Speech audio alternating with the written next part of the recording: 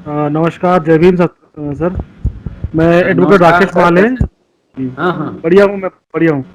Sir, मैं यहाँ बैतूल में प्रैक्टिस करता हूँ, मध्य प्रदेश में। जी और लगातार जो है पिछले 10-12 सालों से जमीनी स्तर पे समाज की को मुख्य धारा में लाने के लिए और संविधान का पूर्ण पालन होने के लिए लड़ाई लड़ता हूँ, लोगों को मैं काम करता हूँ। मेरा आपसे एक जी क्वेश्चन है कि जैसे अभी जी। आपने बाबा कहा कि बाबा साहब ने प्रबुद्ध भारत की बात कही थी। हम्म। तो एक तरफ 56 में बाबा साहब ने हिंदू धर्म छोड़ के बुद्धिज्म को अपना लिया, मगर आज हम्म। भी जो जाति के आधार पे देश के अंदर जो हमारे लोगों पर अन्याय अत्याचार होते हैं, तो बाबा साहब तो हमें 56 में बुद्ध धर्म का रास्ता बता के चले गए। फिर भी आज भी जो जातियों के आधार पर लोगों के साथ में जो भेदभाव होता है और जो हत्या और सब बलात्कार और सब चीजें होती है, तो लोग जो है कि जो अम्बेडकराइट लोग हैं वो तो बाबा साहब के फॉलोअर बन गए, मगर जो बाकी जो दूसरी जातियां हैं, जो अभी अभी अभी अपने आप को दलित समझ रही है, तो उनके लिए आप क्या कहना चाहते हो कि किस प्रकार से हमको प्रबुद्ध भारत की काम करना चाहिए? इसीलिए तो बाबा साहब को मैं बार बार कह रहा हूँ, पढ़ने की जरूरत है। कम से कम मेरे कुछ वीडियोज हैं, उसको सुनिए कि बाबा साहब ने क्या कहा। कितने बौद्ध भिक्षु को देखे हैं गांव गांव जाकर बौद्ध धर्म का प्रचार करते हुए? बताइए मुझे आप। इसी में बहुत बड़ा जवाब है सवाल। इसका। बहुत बड़ा हैं? सवाल। बाबा साहब ने कहा था बौद्ध धर्म को प्रचार के लिए स्कूल खोलने चाहिए, कॉलेज खोलने चाहिए, ऐसे कंपटीशन होना चाहिए। जी। गांव में आसपास बौद्ध भिक्षु को बौद्ध धर्म का प्रचार करते हुए देखे हो कभी? तो जब जब संस्थाएं नहीं बनाओगे, जब उसका प्रचार नहीं करोगे, लगातार काम नहीं करोगे, तब बौद्ध मठ बना लेने से, नमो बुद्धाय और जय भीम कह लेने से न बाबा साहब पहुंचेंगे न बुद्ध पहुंचेंगे वहां पे। आप समझ रहे हो? यू आर गेटिंग मेरे जी, पॉइंट जो मैं कह रहा जी, हूँ जी, नहीं यार। कि यस हमने यस। संस्थाओं पे काम नहीं किया। बाबा साहब ने कॉलेज खोले, बाबा साहब ने अखबार निकाले, प्रोफेसरी सब काम किया उन्होंने अकेले। अब दलितों को लगता है कि मुझे कुछ करने की जरूरत ही नहीं। औरंगाबाद में उन्होंने पूरे यूनिवर्सिटी खोला। अब क्या हाल है, जाके उनको बचा, बाबा साहब ने जो बना कर दिया उसको भी बचा के नहीं रखे आप। जो संवैधानिक अधिकार दिया उसको भी हमारे नेता नहीं बचाए। बौद्ध धर्म मानने वाले नमो बुद्धाय जय भीम कहते हैं, मठ बना हुआ है। कई जगह बिहार बना हुआ है, उसमें जो है ना फंक्शन होता है, किराए पर लगता है। तो कैसे बौद्ध धर्म का प्रचार होगा? ये सवाल है ना कि जी, जी, संस्थान बिल्कुल। नहीं बनाएंगे जी जी। तब आपके पास कोई, ये खाली मुख्यमंत्री बन जाने से कुछ नहीं होता है। मुख्यमंत्री बहुत आए और चले गए। जी। जब तक आपके पास संस्थान नहीं होंगे, स्कूल नहीं होंगे, कॉलेज नहीं होंगे, म्यूजिक सीखने के कला संस्कृति के केंद्र नहीं होंगे, तब तो ये इसमें जब तक काम नहीं, मीडिया हाउसेस नहीं होंगे, हैं? जब तक जैसे तो डिक्की है तो डिक्की बना हुआ है, उसको जब तक सबल नहीं करेंगे। हमारे यहाँ लोग ज्यादा हड़बड़ी में है, व्यक्तिगत मुक्ति की चाहत बहुत ज्यादा है, तुरंत चाहिए उनको, तुरंत कुछ नहीं मिलता है।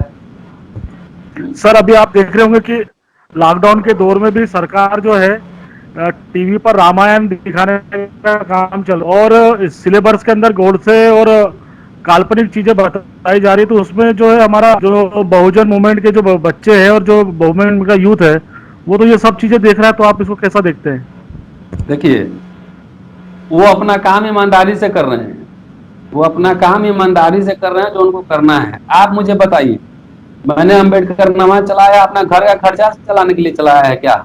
मेरी तनख्वाह मिलती है, मैं यूनिवर्सिटी में पढ़ाता हूँ, और इतनी तनख्वाह मिलती है कि फर्स्ट क्लास हवाई जहाज में घूमता हूँ, आराम से रह सकता हूँ, मुझे पैसे की जरूरत नहीं।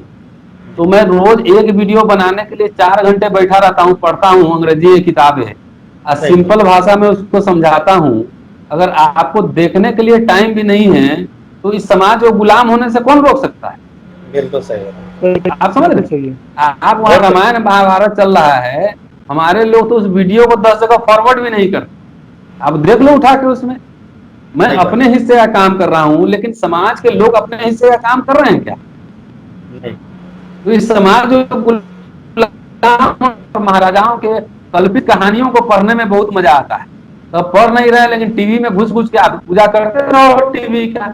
लेकिन बोले हैं कि अम्बेडकर नामा आधा घंटा देख लो, तो नहीं देखोगे। तो अम्बेडकर ना पढ़ोगे, ना सुनोगे, ना सुनाओगे, तो जो सामने दिखेगा वो वही ना देखोगे। फिर रामायण रामायण महाभारत देखोगे, गणेश चतुर्थी देखोगे। फिर आप एक बार बताइए, मैंने अम्बेडकर नामा शुरू किया, भारत में तो इतने सारे इंटेलेक्चुअल हैं, इतने सारे जर्नलिस्ट हैं, इतने सारे यूट्यूबर्स हैं, उन्होंने क्यों नहीं की? क्योंकि इसमें मेहनत बहुत है। एक वीडियो बनाने में मेरे पास कोई संसाधन नहीं है, मोबाइल से ही बनता है। मेरे पास कोई एडिटर नहीं, ना मुझे एडिटिंग आती है।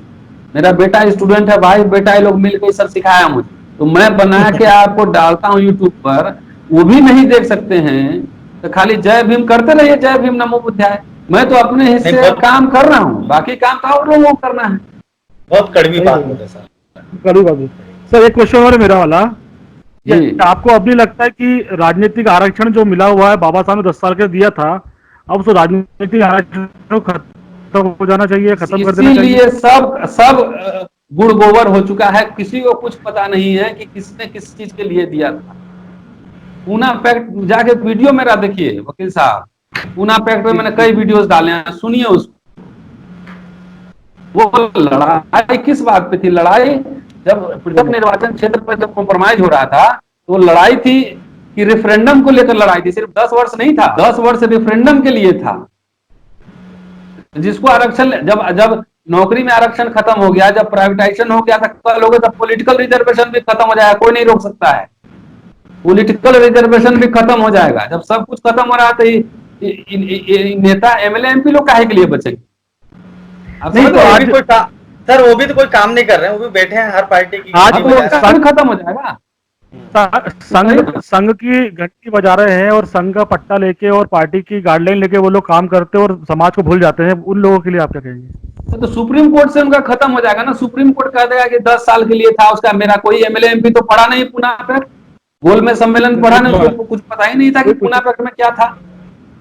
उनको तो कोई मतलब अम्बेडकर रेफरेंडम लड़ नहीं रहे ना हुए सर, थे, वो लोग अंतिम को है, इनका भी खत्म हो जाएगा। इसमें क्या है? कोर्ट जो वाला हमारे बोलता है कि 10 साल के लिए था, खत्म करो।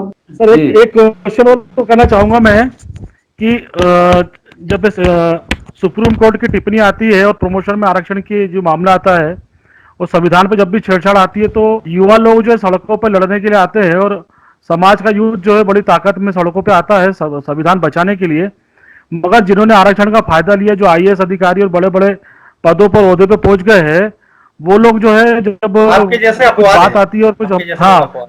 हाँ, तो फिर उस समय जो है वो लोग कहाँ चले जाते हैं जब हम लड़ते हैं और हम अब पे केस होते हैं, सब चीजें इसका होती हैं, जवाब, कहाँ गायब होते हैं? इसका जवाब जो उनके अध्यक्ष हो गए ना संगठन के, उनसे पूछिएगा। इनका जो जितने आईएएस आईपीएस से चंदा लेते हैं लोग, आईएएस आईपीएस का संगठन है, इसका जवाब वही बेहतर देंगे।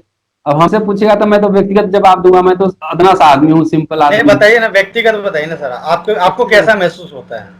मुझे कुछ महसूस नहीं होता है। नौकरी रहे चाहे जाए, जो सच है भूलेंगे, कौन इसके लिए परवाह करता है? नौकरी चला जाएगा तो उस दिन आप लोग से पूछेंगे कि कुछ खर्चा लाओ घर चलाने के लिए, उस दिन आदमी की टेस्टिंग होगी, और क्या। आप लोगों ने भी बहुत आंदोलन किया था, वो जो आपका 13 बाय रोस्टर के लिए, और हाँ, वो सब चलता रहता है, 20 साल से चल रहा है कार्यक्रम। अब जो नहीं कर रहा है उसको हम क्या कहने जाए? हमको करना है तो हम कर रहे हैं, हमको हमको सही बात कहना है तो हम कह रहे हैं। गुलामी तो हमसे बर्दाश्त नहीं होगी ना। बाबा साहब समझौता कर लिए होते उस समय, तो पता नहीं कितने हजार बीघा उनको जमीन होते, कितने मॉल उनके बने होते हैं। तो मैं तो इसीलिए कहता हूं अपने आप को, मैं बाबा साहब का बिगड़ा चला हूं, समझौता करूंगा ही नहीं। कर लो, लड़ना है लड़ेंगे, जिसको जो कहना है कहते रहे, हम अपना काम करेंगे। अभी 10 साल और तैयारी करेंगे। 10 साल सर एक ये सब क्वेश्चन, लड़ाई बुद्धि की लड़ाई है, जो बुद्धि से लड़ी जाती है। बुद्धि बगैर पढ़े नहीं आता है। बाबा साहब ने कहा शिक्षित बनो, तो सब लोग चिल्लाता है शिक्षित बनो, लेकिन सब कहता है मेरा बेटा मैनेजमेंट गुरु या कलेक्टर बने, आंदोलनकारी रतन लाल जैसा आदमी। हाँ, यही बात राकेश भी भाई बोलने वाले थे, यही उनका भी यही कहना है। शिक्षित बनो का क्या मतलब है? शिक्षित बनो का मतलब नौकरी कर, शिक्षित बनो में अंतर, बुरे के खिलाफ आवाज बुलंद करना है, सच्चाई के लिए लड़ना है, ये ना है। अब ज्योतिबा फुले और कबीर कौन यूनिवर्सिटी में गए थे पढ़? वो ज्यादा शिक्षित है कि आज का प्रोफेसर ज्यादा शिक्षित है, तो नौकरी करके पेट पाल रहा है।